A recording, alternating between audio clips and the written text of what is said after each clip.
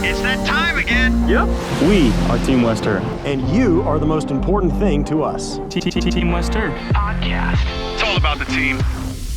Welcome to another edition of the Team Wester podcast. I'm Brad Gelber, and I'm joined by my co-host, Reid Ferguson.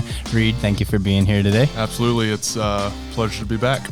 So we're going to get into some football here in a moment, but I want to tell people listening and watching the podcast to stay tuned because we have a very special guest coming up in the final segment of the show. You're not going to want to miss this, so definitely stay tuned.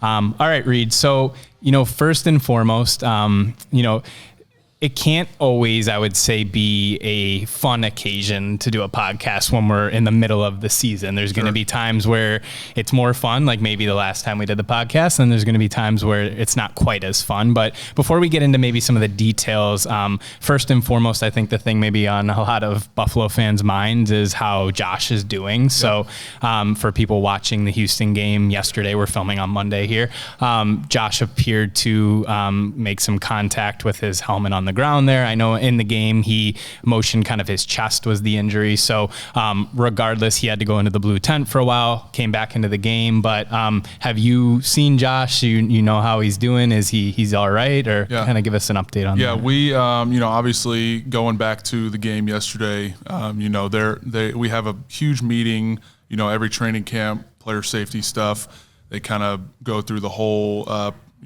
steps of the protocol for concussion stuff. When you get hurt on the field, you go to the blue tent, everything. So there's, as far as I know, I think he just got the wind knocked out of him, I guess. And at least that's what we thought on the sideline. He went in the blue tent. Obviously, Mitch went in for a play, I think, after the sack fumble, and we got the ball back in the red zone. But, there's people in there that are not affiliated with the team for that reason, right? To present an unbiased opinion and an unbiased diagnosis of what's going on with whoever's in the tent. It doesn't matter if it's Josh Allen, the quarterback, guy who's running the team, or if it's somebody else who gets hurt on whatever play. But it's for that reason to where it's this doctor is in there. He's making this decision to say, yep, he's checked all the boxes.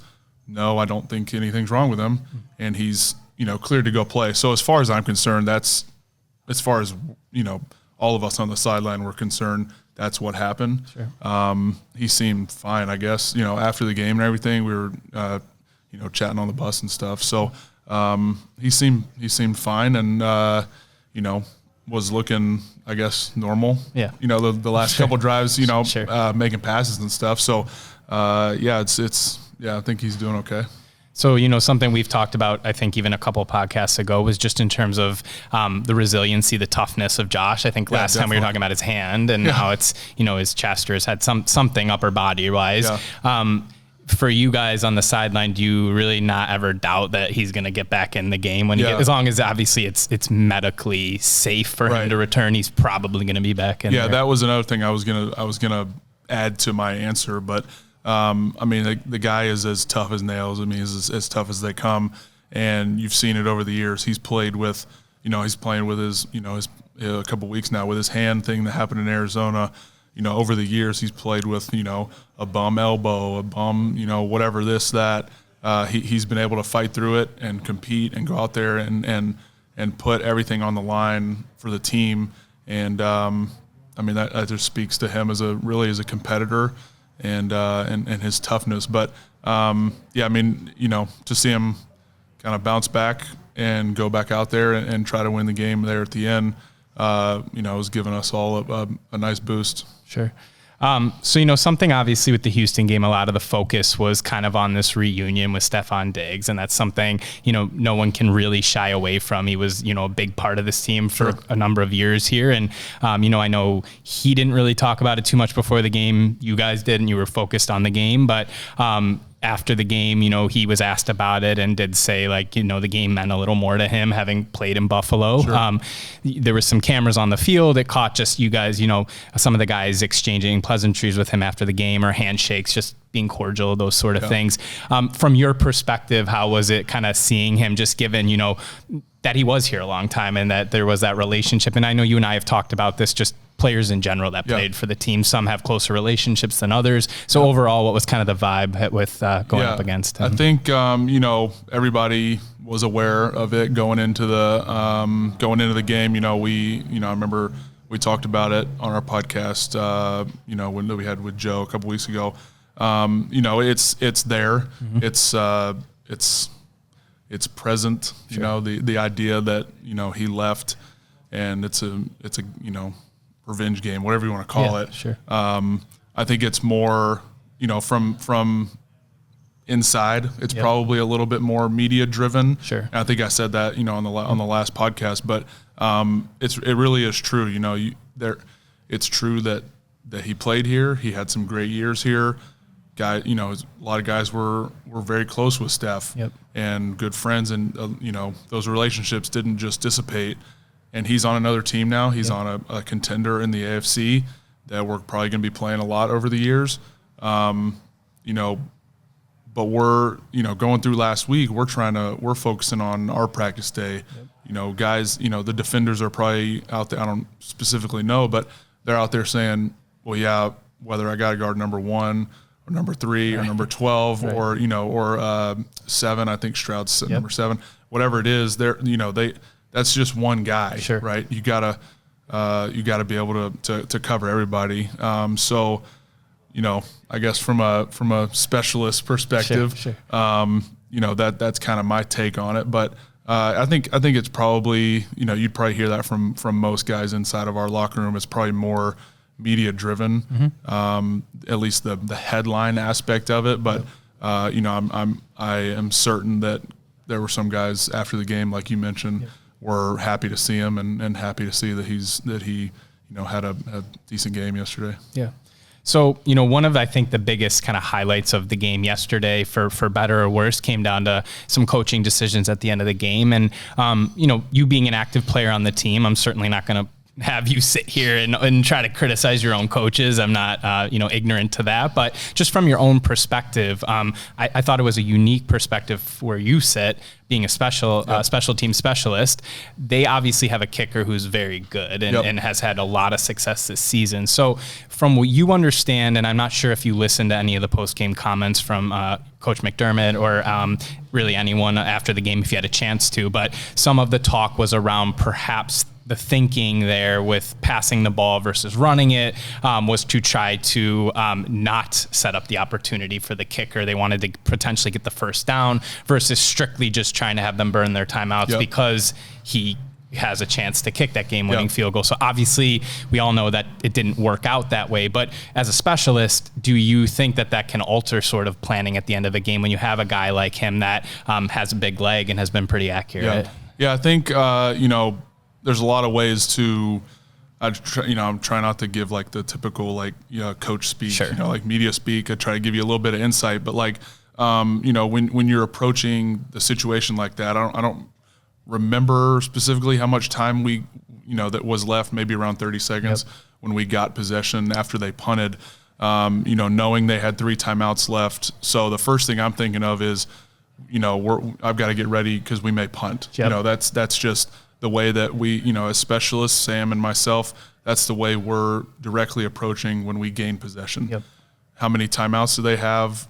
There is a chance with 3 timeouts that we'll have to punt. So I'm over there warming up on the sideline. Sam's warming up.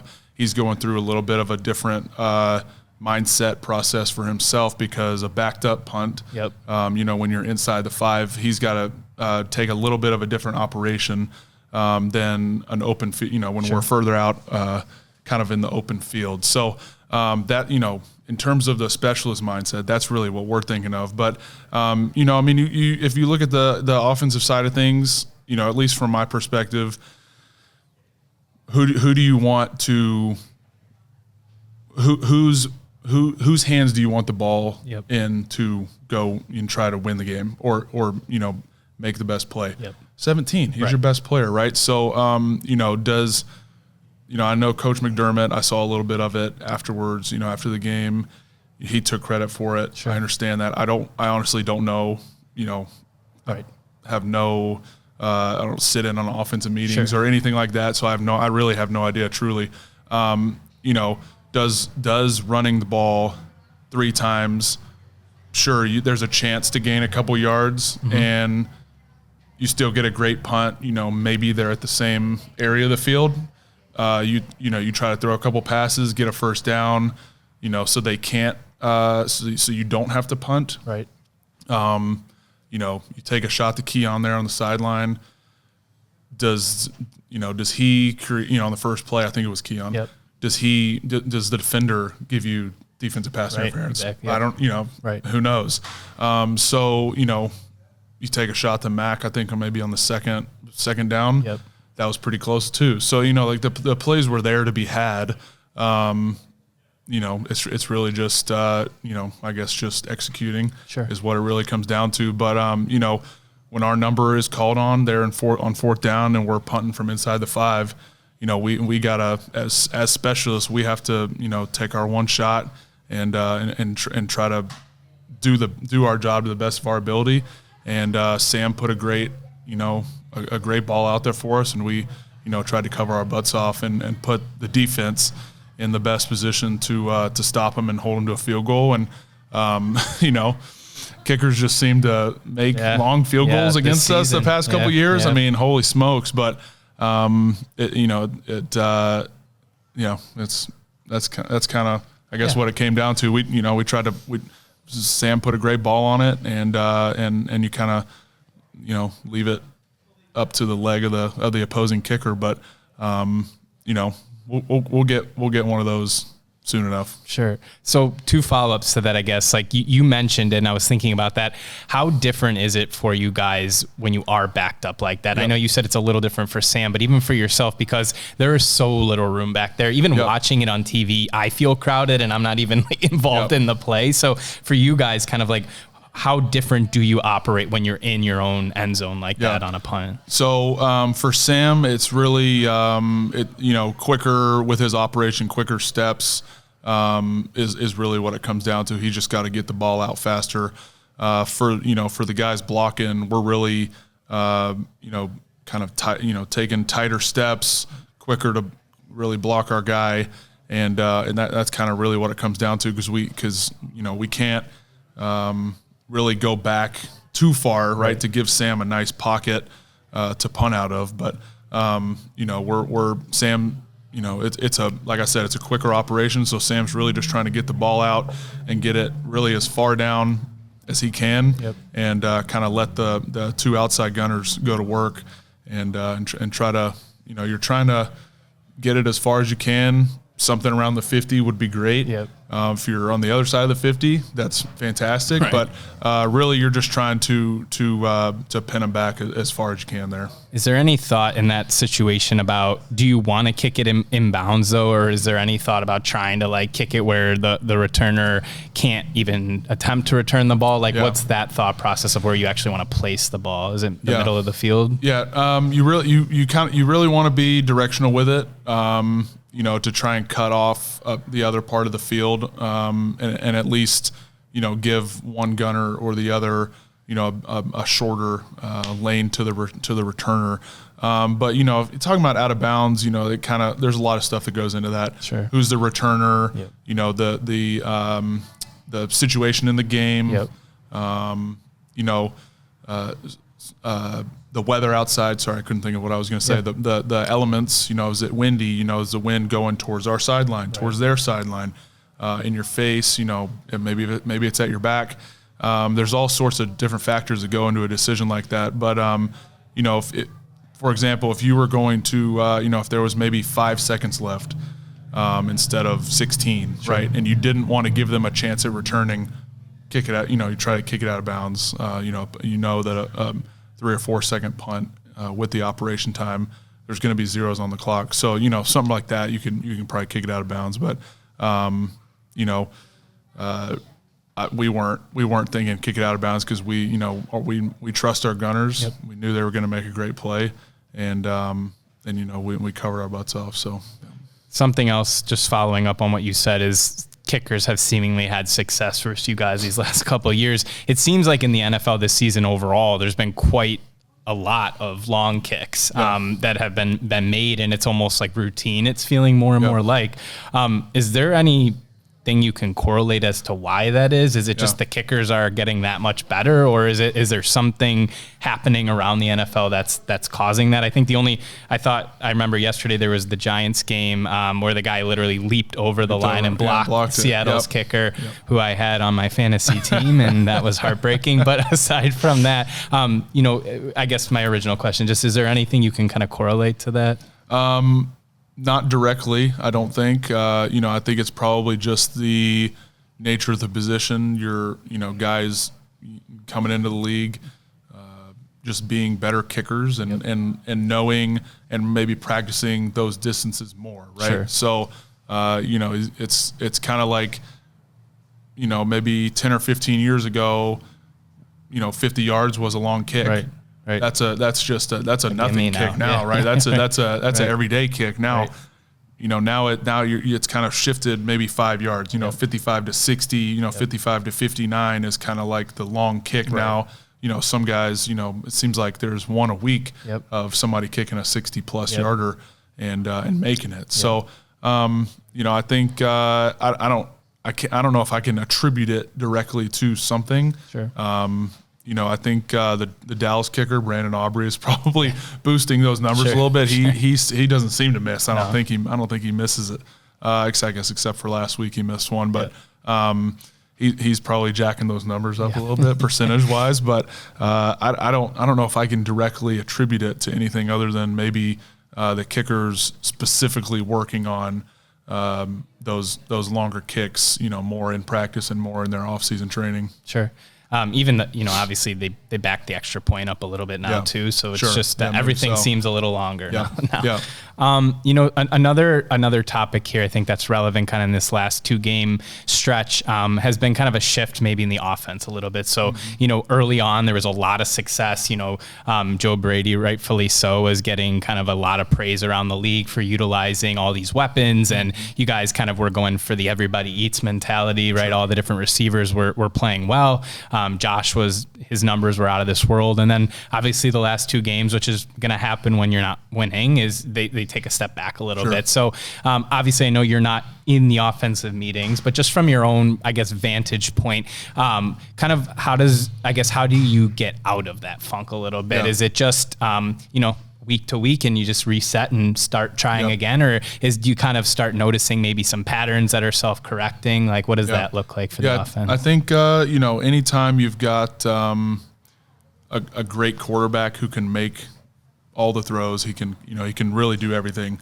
It's eventually, there's ways to get out of every funk. Sure. And I think when you look at a complete NFL season, it's kind of like that picture where it's like, what does success look like? It's not a straight line. It's, this is a little squiggly line with a lot of knots in it. It's never a straight line. So, when you're looking at, chunks of the season, weeks, the first couple weeks, the next couple, teams start to get film on you, right? And you gotta, it ebbs and flows. Teams start to attack you in different ways. You gotta learn to, attack them the other way. You got to kind of learn how to kind of be flexible, I guess, in your offense. And same thing goes for defense. Sure.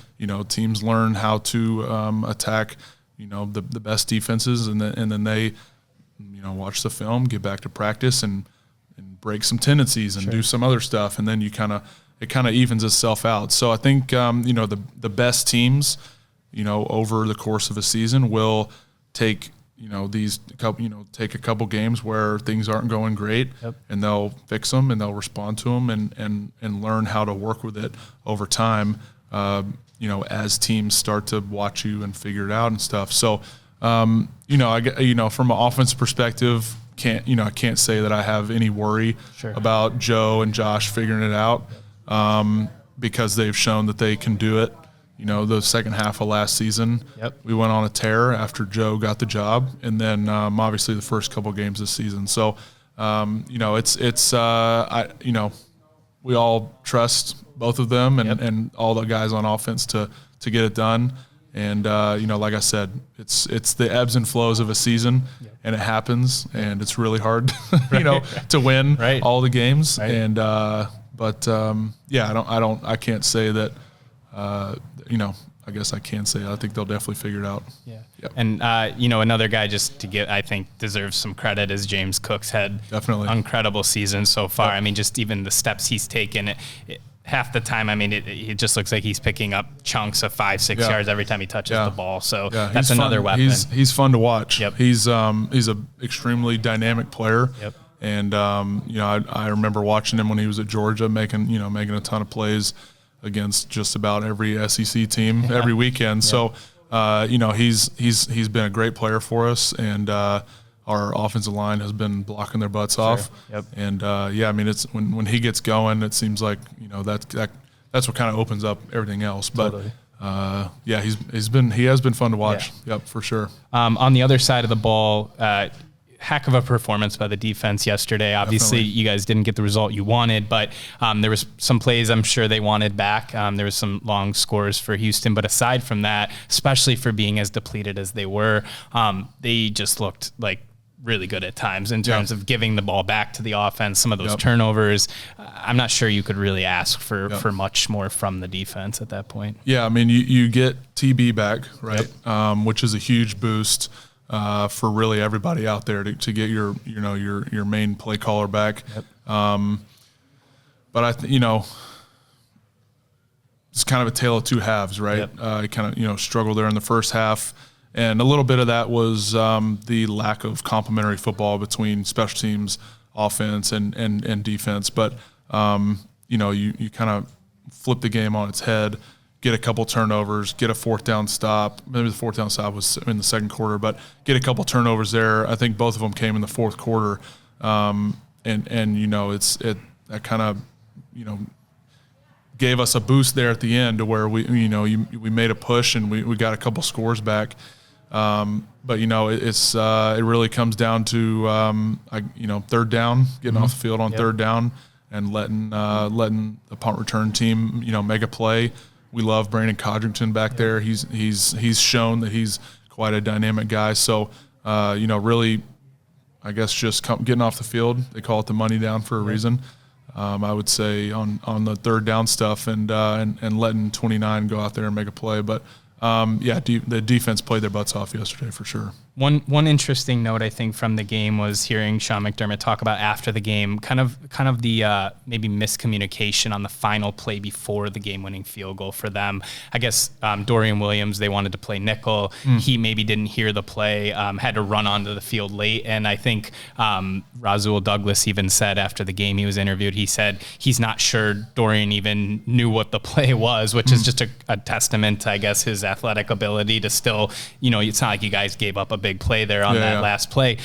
Whenever I know again, it's a little different for special teams, but just the craziness of everything going into like a last play like that, where everyone's all over the place trying to make sure that they don't give up too much yards, but you also don't want to give up the score. Kind of from a player's perspective on the sideline, how do you just make sure like you can even be aware of everything going on when it's that crazy at the end of the game? Yeah, it's it's important, and coach preaches it to, and I don't specifically know Dorian's because I wasn't really down there on that side of the field.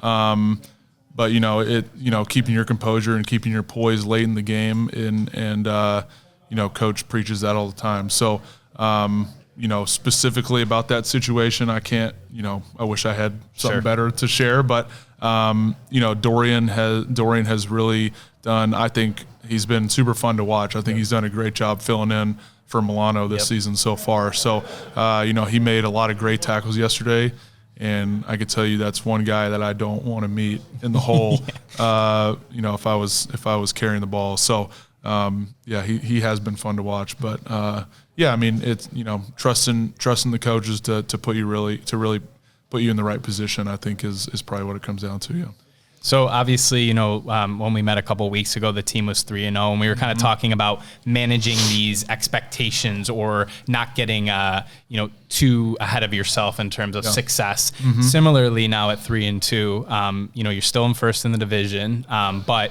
how do you kind of throttle the disappointment of it too? Because I know Sean McDermott said the team was down a little bit in the locker room after the game, which would be you expected. Sure. You're human beings. But how do you kind of balance that and reset and look to the Jets next without kind of, but also I guess recognizing that you don't want this to continue any further? Yeah, I think two things come to mind. You look at the grand scheme of things. What's our number one goal is to win the division, make the playoffs. What's the easiest way to do that? To make the playoffs is winning your division. So winning your home games first off, but winning division games as well. So you look at this weekend, Monday Night Football at a division opponent. Obviously, with knowing what happened last year in the other Monday night game to kick off the season last year. So that's really where we're focused is knowing, like you said, we're first in the division. Yep. We got a chance to go really 2 games up. I think Miami's on bye week this week, so go 2 games up I guess it would be on the Jets in the division. Yep. And you kind of change your perspective a little bit. So that's kind of, I would say that's kind of where we're looking forward. Trying to similar to last week. Yep. Try watch the film, learn from it, do what you got to do. Everybody's mature enough to be able to do that right today and tomorrow, and then really just Tuesday afternoon going into Wednesday's practice, flush it, and you're on to the Jets. So I think even given the result yesterday, I think guys did a good job last week of kind of flushing the Baltimore game. Sure. And then looking ahead to Houston and really preparing and doing kind of what they needed to do. But yeah, it's really, that's kind of what it comes down to. It's 24-hour rule, win or lose, honestly. Right. Yep. So for you personally, I just curious, like after a loss, especially one that maybe comes down to the last play like that's a little bit like harder maybe. So, obviously no one wants to get blown out, but if you're getting blown out, it's a little bit, maybe you move on a little faster in your head, perhaps just because you've come to terms with it versus, that game where it's down to the wire. Do you have any sort of like post-game ritual or comfort meal or anything to help you just move on a little faster, or is it kind of just a game-by-game sort of basis for you? It's kind of game by game. I would say I don't know if I have a post-game comfort meal, but maybe cracking a few cold ones when I get home or something like that.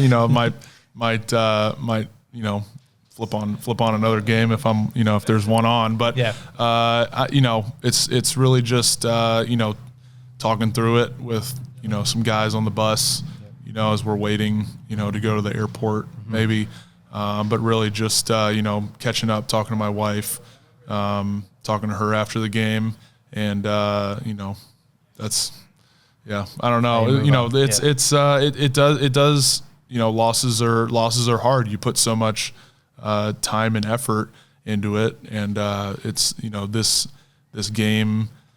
I say this game, like each game that you play is so emotionally draining, right? Whether it's a blowout win, like whether it's a game against Jacksonville a couple weeks ago, or a game last week, or a game like yesterday, where they're win on the last play of the game.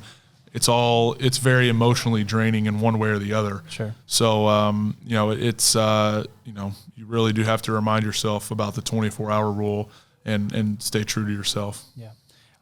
Something we already mentioned was that you guys are still in first in the division. Yep. It's been a tough start for the AFC East overall. Obviously, both Miami and the Jets are 2-3, and New England's 1-4.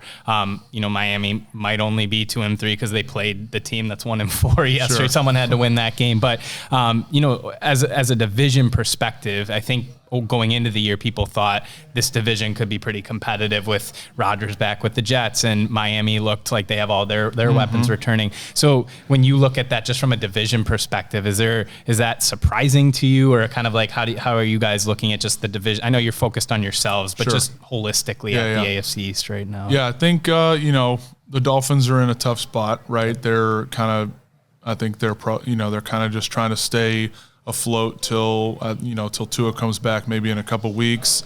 So it's you kind of take their situation with maybe a little bit of a grain of salt, because they had a great win week 1. Came back on Jacksonville after being down a couple touchdowns. So, you know, they, you know, going into our game before Tua got knocked, you know, not gonna say knocked out, before he got hurt. You know, they were, you know, had everything going for him, right? So a little bit of a tough situation there. The Jets, you know, I think it's probably, you know, this is their first couple games with Rodgers, right? They expected him last year. Obviously, he got hurt in the first game. Are they still going through growing pains? I have no idea. You know, maybe they are, maybe they aren't. And then the Patriots, you know, new head coach, new quarterback, you know, a couple new quarterbacks, a lot of new guys on the roster. You know, it's can't really speak for that situation, but you know, it's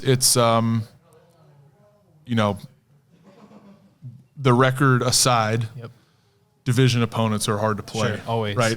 Right. You No matter know, what. you don't have to. You know, that's not breaking news for anybody, and that goes for across the board, right? I mean, you look at the Baltimore-Cincy game yesterday, right? Baltimore stacked a couple wins. Cincy's had a rough start. Cincy gave them all they wanted, and almost and probably should have beat them there in overtime. I think they had a kick to win it. So, you know, it's division games are a whole different animal. Sure.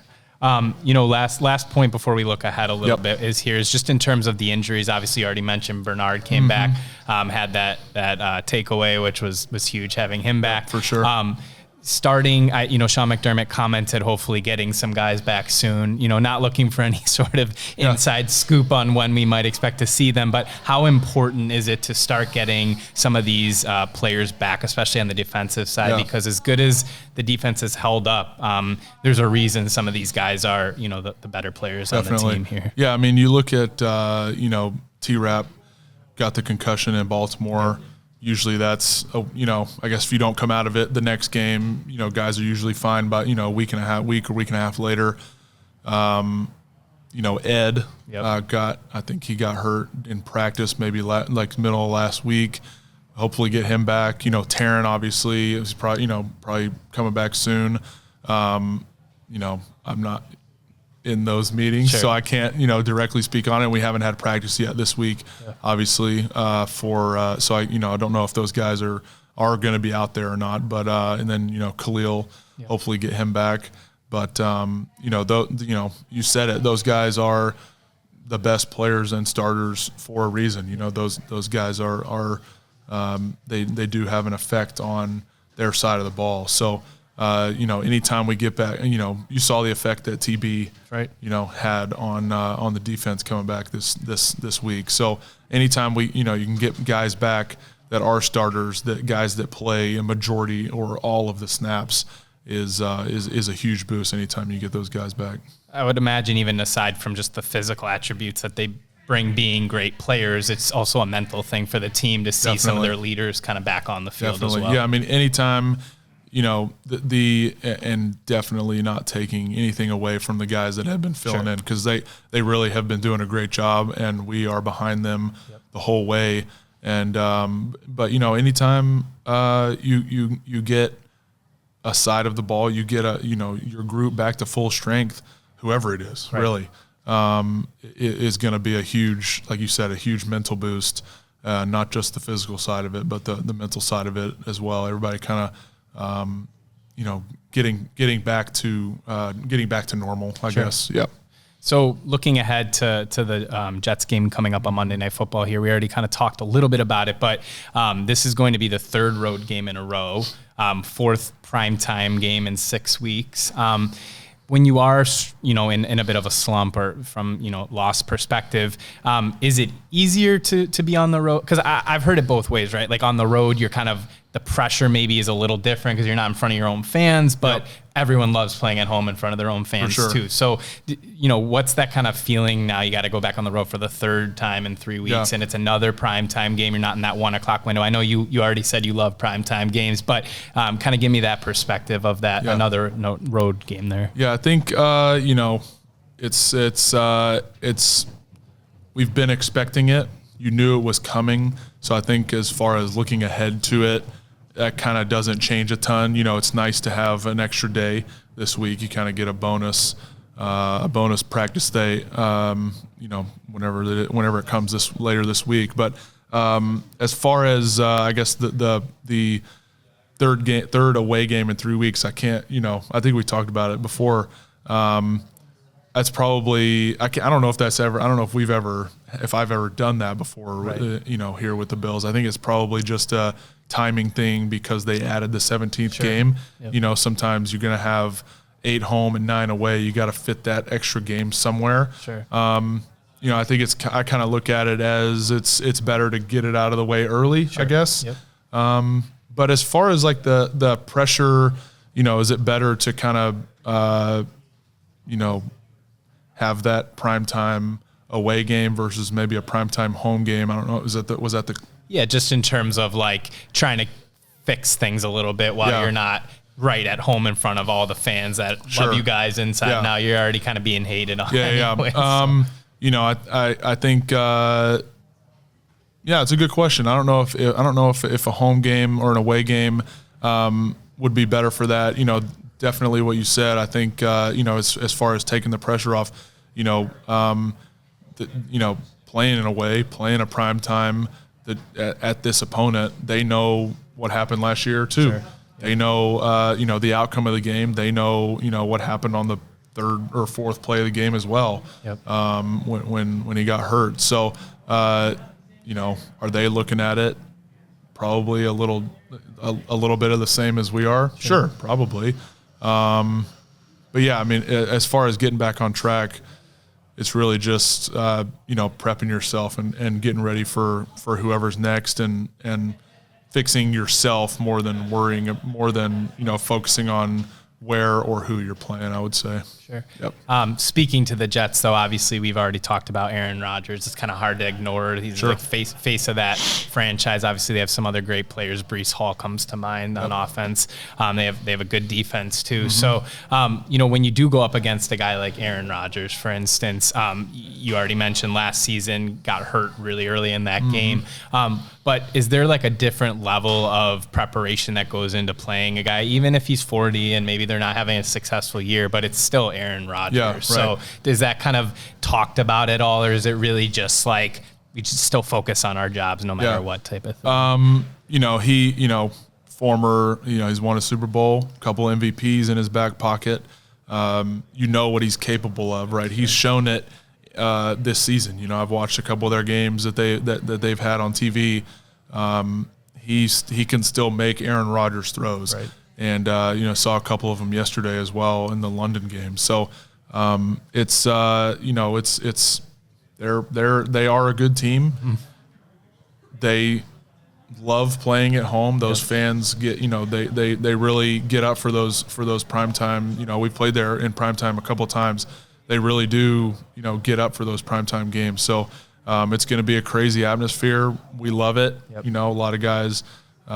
Speaking, for myself as well, love playing those primetime games. So, especially, in an environment like that, right, where it's a great stadium environment, loud fans and stuff like that. So, we're looking forward to it. It's division game. It's a great challenge, and we know we have to be ready because we know they're going to be ready. Sure. That's really what it comes down to. And I think something you already mentioned was that, from a division game perspective, it's always going to be competitive and intense. And I would imagine Aaron Rodgers and the Jets are looking to kind of correct how things have gone for them, just like Josh and you guys are looking to correct it. So that's going to bring its own intensity as well. Yeah, that's kind of what I was alluding to a minute ago. They're going to be up for it, right? They're going to know what's at stake. Take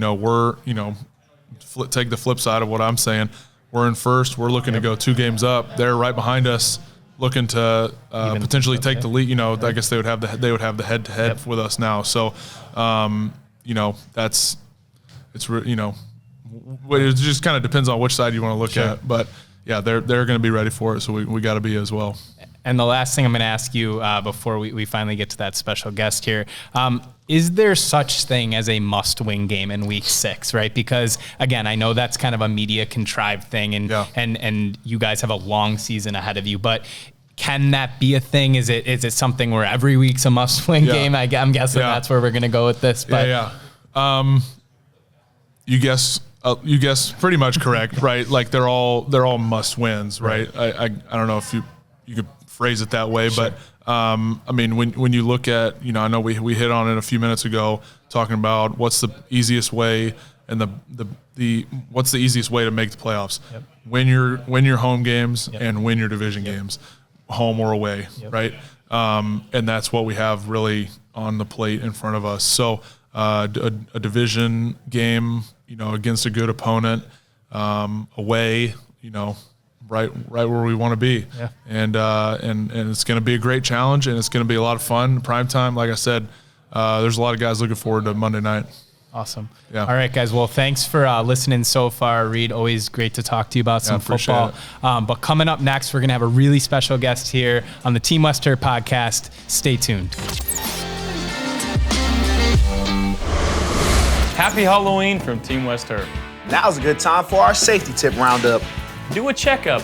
Make sure you have a clear, clean windshield so you can see those little goblins. And check your lights and brakes. Safety's the point.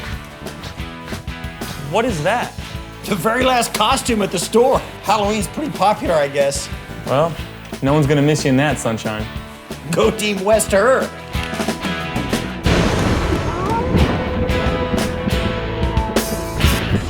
All right, so like I said, Reid, we have a very special guest here. Without further ado, why don't you guys bring him on out now? This is amazing. Yes, he slowly makes his way to the set here. This is the new Wester mascot. You may have seen him around on social media a little bit, as well as he was at our employee appreciation concert. But this is him, Reid. He looks great. Yes. I'm trying to figure out where he's looking out of. This is amazing. Very well done. Very high quality. Yes. Love it. So in terms of just about him a little bit, I guess essentially what happened was we were kind of brainstorming ideas of how we could have some fun here on the Western marketing team. And it was kind of thrown out there, well, what if we did a mascot? So, Reid was at the Team Wester shoot this year. We had some fun with the podcast there. But we had some of our guys there for kind of the TV media day with Deion Dawkins, Dawson Knox, and Josh Allen, Steve Tasker. So we asked each of them in this kind of confessional what they would choose if Wester had a mascot. What would it be? That sort of thing. So we put out the clips on social media. What was the best? What were some of the? Yeah, so everyone had an interesting one. Steve Tasker's was very creative, but wildly not helpful. It was basically like a dog that was like a bee, and it was like a golden retriever, and it really made no sense, but it was creative. Sure. Josh didn't make his way to the confessional. He's a busy guy, so he wasn't able to answer the question. I would love to hear what he would have to say. He's a dog guy too, so I feel like he might do something like that. And then Dawson Knox had an interesting one. His was the stereotypical car dealership blow up guy that goes like this out in the front. My daughter loves those. So that was his suggestion, which was actually very practical. Okay. But then Deion's was in typical Deion fashion, very kind of out there creative. And then credit to Stephen Fox, who is kind of behind the scenes at the podcast here. He kind of animated Deion's suggestion, which was like, what if a tire met an open road? And it was this kind of artistic interpretation, and that is what we have here. We have a tire with a face on it, and there's a road here. So this is the mascot, and it was a product of Deion's creativity and then Stephen Fox's execution. Fantastic. So that's how we got to where we were with him. And then and so we had a competition on social media for the names. Yes. It was can you tell me a little bit about that? Where people submitted a bunch of names? So we just left it open. We said, you could win a Josh Allen signed jersey, which is about all you have to do to get good suggestions from people. I'll take one of those as well. Yeah, we honestly had hundreds of suggestions across all the different social channels. Shout out to Kelsey Crawford, Steve Lucas on our team. They were forced to go through all the suggestions, narrow these down to some of the favorites. But we did it over the course of a week or two, and people were definitely eager. We had a lot of interpretations similar, like different spellings and things, but people, credit to them, got really creative with the names. I'm gonna have to ask them for that Yeah. list. I'd love to see. I'd love to see what didn't make. Yes. The final finalists. Yep. So we narrowed it down to the final 4, and we put that out there on social media, and asked people to vote out of the final 4. So that's where we're at right now. We have selected a name of our friend here, but we are waiting to debut that very shortly here. So we've had an internal name that we've referred to him as, that legally I cannot share just because it's not made for the cameras. But we have a appropriate name that we've selected for our friend here, and that'll be coming, I'd say, in the next couple of weeks here, where the public will find out his name. We're going to have him around at various events. We'll use him on social media and things of that nature, and then we'll also announce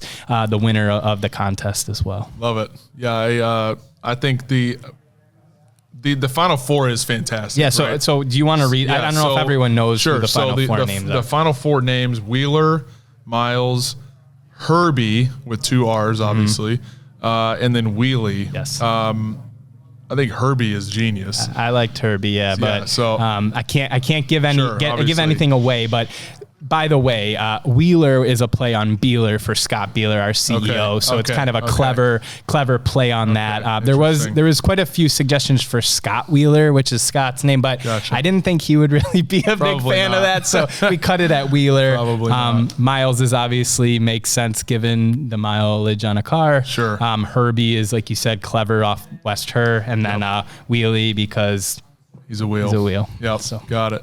Well, I'm sure that Josh Allen jersey is anxiously awaiting to be put in somebody's hands. Yeah, and I just say shout out to Dion for his creativity to help us get to this point. And who knows, maybe you'll see our friend in a TV spot coming soon to you. So, yeah. Stay tuned. All right. Well, that's all the time we have on the Team Wester podcast today. Thank you so much for listening, for joining us. We're going to be back again soon. I know we hopefully on a happier note, but it's always great to sit down and talk football with you. It's great to see you, my friend, and we'll have a name for you soon. So for Reid Ferguson, I'm Brad Gelber. Thanks for watching the Team Wester podcast.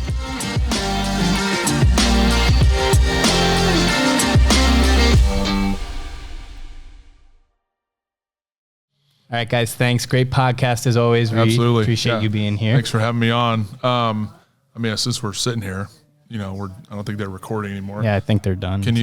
Those are some great names. Can you just tell me does he know what his name is? Can I just? Whoa.